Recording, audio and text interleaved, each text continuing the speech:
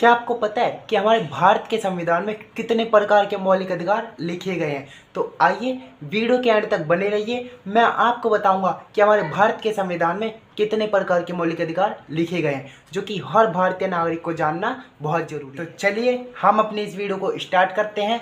मैं आपको बताऊंगा कि हमारे भारतीय संविधान में कितने प्रकार के मौलिक अधिकार हैं। तो आइए सबसे पहले हम ये जानने की कोशिश करेंगे कि मौलिक अधिकार कहते किसे हैं। मानव जब इस दुनिया में जन्म लेता है, इस भूमि पर जब मानव जन्म लेता है तो उसको जीने के लिए कोई कानून की तरफ से अधिकार चाहिए, जो कि वो जिए, पर उसे जो अधिकार है वो कानून प्रदान करता है।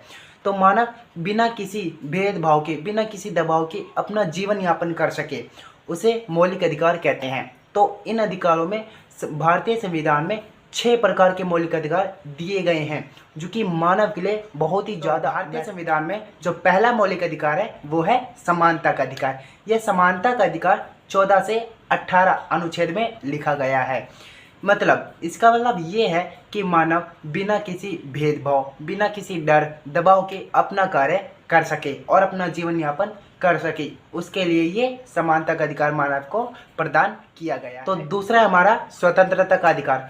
स्वतंत्रता का अधिकार अनुच्छेद 19 से 22 के अंदर लिखा गया है, जैसा कि आपको भाषण देने की स्वतंत्रता है, बिना किसी दबाव के किसी भी सरकार के प्रति बोलने की स्वतंत्रता है, पूरे भारत में कहीं भी घूमने की स्वतंत्रता है। अपने तीसरे मौलिक अधिकार की ओर, तो हमारा जो तीसरा मौलिक अधिकार है वो है शोषण के विरुद्ध अधिकार। शोषण का विरुद्ध अधिकार अनुच्छेद 23 से 24 के अंदर लिखा गया है। इसके अंदर ये कहा गया है कि हम किसी भी नाबालिग को जबरदस्ती किसी भी प्रकार का काम नहीं करा सकते। तो ये था हमारा शोषण का। हमारा जो चौथा मौलिक अधिकार है वो है धार्मिक स्वतंत्रता का अधिकार। ये धार्मिक स्वतंत्रता का अधिकार अनुच्छेद 25 से 28 के अंदर लिखा गया है।